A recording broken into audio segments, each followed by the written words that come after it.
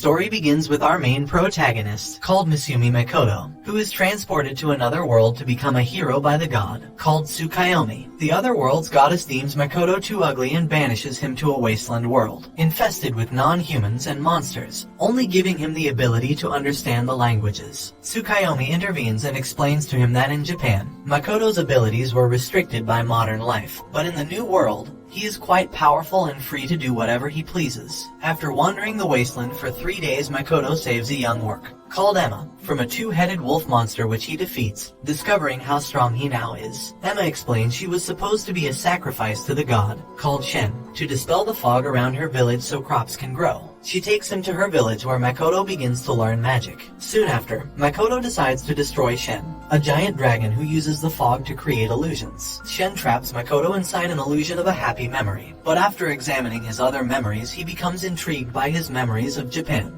Makoto breaks the illusion and is surprised when Shen offers to make a contract with him to become his familiar. Makoto agrees and they form the contract. Shen then transforms into a busty samurai girl, looking forward to what Makoto will do in the future. Makoto discovers Shen is obsessed with his memories of historical dramas and samurai. She teleports Makoto to the alternate dimension where she normally lives but finds it now resembles Japan's countryside. Makoto goes on to inform the orcs that he defeated Shen. Shen offers for the orcs to live in her dimension as it is now ideal for farming, and continues watching Makoto's memories but demands they figure out how to build a television so she can store his memories. Makoto decides to discover more about his parents, whom Tsukuyomi told him were born in this world before moving to Japan. Shen appears with an injured dwarf, explaining their dimension is being attacked by a spider, called Black Disaster, that is cursed with eternal hunger and consumes everything. Makoto manages to completely obliterate the spider but collapses as it regenerates. Shen tries to intervene, but the spider suddenly declares that the extreme violence has satisfied its masochistic hunger, and she is determined to stay with Makoto forever. Shen suggests that the spider should also form a contract with Makoto to gain a human form, and she agrees, with Shen performing the ritual despite Makoto being unconscious. Makoto awakens and finds he has a new, similarly busty female servant who makes him slightly nervous. The dwarf is revealed to be called Baron,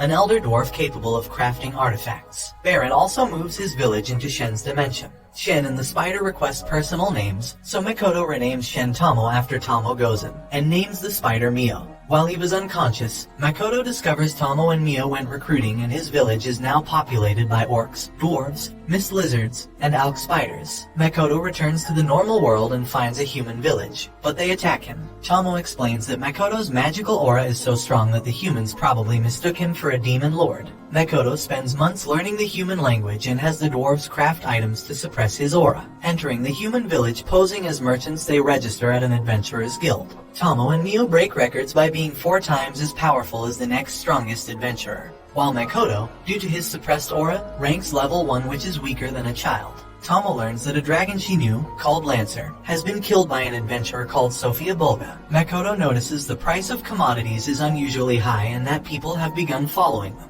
Tomo prepares to foil a night attack on their wagon. While buying food, Makoto and Mio are approached by a young girl. The girl, called Rinon, reveals her sister called Toa has disappeared. Tomo confronts the thieves but kills 3 by accident and captures the 4th. Rinon discovers Toa and Makoto found out from the thief's memories that their group is holding her captive, and sends Mio and Tomo to save her. Makoto is concerned for Toa because she resembles a girl, called Heisugawa, who he knew in Japan. Mio and Tomo locate Toa and her captor, called Mills Ace, the current strongest adventurer. Rinon sneaks away and tells the thieves Makoto's wagon was full of expensive fruit but he has already sold it. The thieves insist she steals Makoto's gold to pay Toa's debts. Mills, who is revealed to be the thieves' secret leader, reveals a demon lord recently approached the city and had a bounty placed on its head, so he wants Mio and Tomo to help hunt it, not realizing the demon lord was actually Makoto. Rinon decides she can't steal from Makoto after he was so nice to her. Mio and Tomo defeat Mills and his thieves, and destroy part of the city competing to see who defeated the most enemies. Rinon reunites with Toa, who is identical to Heisugawa apart from her hair color. Makoto praises Mio and Tomo for rescuing Toa,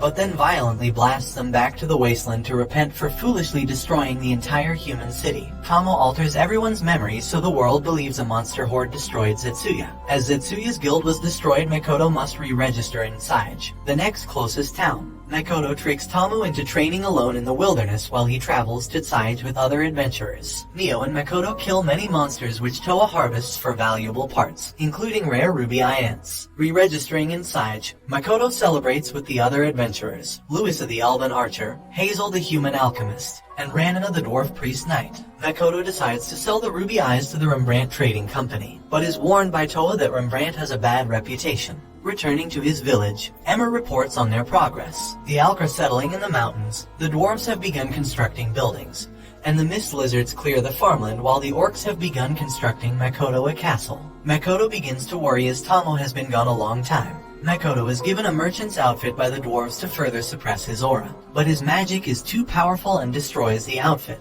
Makoto discovers that magical ingredients grown in the demi-plane are more potent than normal. Makoto takes the ruby eye to Rembrandt and finds the manager is quite difficult to deal with. The manager, called Patrick Rembrandt, is dismissive until he sees the ruby eyes and apologizes. He happily reveals that the eyes make ambrosia, a cure for his wife and daughters who had been cursed by a witch. Makoto goes to register as a merchant and passes the written exam easily as it is basic middle school mathematics. The second test is to gather 4 dangerous items, but he takes advantage of a rule saying he can substitute items of equal value and substitutes the ruby ants. Makoto returns to the demi-plane where he plans to set up a hidden portal to trick traveling merchants into thinking the demi-plane is a hidden city, in which they can trade for demi-plane items and return home, creating a demand for demi-plane products. Locating Tomo with Mio, Makoto realizes Mio has become addicted to his memories of anime and children's cartoons. Tomo and Mio are confused when Makoto chooses to sleep alone rather than pick one of them to make love, so they decide that they must come up with a seduction plan. Hazel agrees to Makoto's request to help brew the ambrosia. An adventurer watches Makoto and decides to gather as many adventurers as he can to stop whatever Patrick is doing with Makoto. Patrick secretly has the witch doctor who cursed his family killed. Meanwhile, Hazel brews the ambrosia. Makoto is able to restrain Patrick's wife, called Lisa, who has become a monster, and in turn Patrick successfully administers the ambrosia. Using this method, they also cure Patrick's daughters. Makoto returns to Tomo and Mio, but they are attacked by the adventurer, called Lime Latte, and his numerous allies. After defeating all 200 enemies, Lime claims he only wanted a sleeping curse put on Lisa and her daughters as revenge for Patrick preventing adventurers who displeased him from finding further work, many of whom later died on quests too dangerous for them to handle, and has no idea why the witch doctor actually cursed them into monsters. Lime apologizes to Patrick, who decides to let him live, and Lime retires from adventuring. Tomo, who had seen in Lime's memories that he sends his wages to the orphanage where he grew up, gives him a katana forged by the dwarves and hires him to spy for her. Meanwhile, despite his gratitude to Makoto, Patrick considers what to do about Makoto starting a competing trading company. Returning to the demi-plane, Emma informs Makoto that yet another problem has arisen. The warriors in Makoto's village are depressed after training, and Makoto learns it is his fault, as during training he completely overwhelms them to the point they lose their self-confidence. He also realizes the various species don't train with each other, so he arranges weekly competitions inspiring them to strengthen themselves and each other. Makoto, Mio, and Tomo re-register as adventurers and are immediately asked to train an adventurer to replace Lime Latte. Makoto chooses Toa and asks Tomo to train her, though Tomo is troubled as she knows Toa resembles the girl from Japan and worries Makoto misses his former life. Tomo puts Toa and her team through a brutal training regime, and then tests their new abilities by ordering them to defeat a nest of 108 monsters, proving them the strongest adventuring team. Makoto decides to collect ambrosia flowers, the flowers eaten by the ruby ants that make their eyes valuable. He also decides to rent shop space from Patrick, who realizes Makoto wants to rent, as buying would bring him to the attention of the Tsukimichi kingdom, who would ask him to spy on Patrick, which Makoto does not want to do. Patrick agrees to arrange a shop space for Makoto in a neutral city not allied to any kingdom. The village throws a party to celebrate Makoto opening his trading company. Akine reveals they have located ambrosia flowers in the outside world but decided not to harvest any as they are protected by elves. Mio and Tomo sense Makoto dying repeatedly during archery training. Tomo instructs Makoto to clear his mind and to focus on the target, but he unintentionally merges with the environment and dies for a split second, which feels to Tomo and Mio like he has committed suicide. This has caused his mana to increase to god level. If it continues, the goddess who banished him to the wasteland will see him as a rival and try to kill him.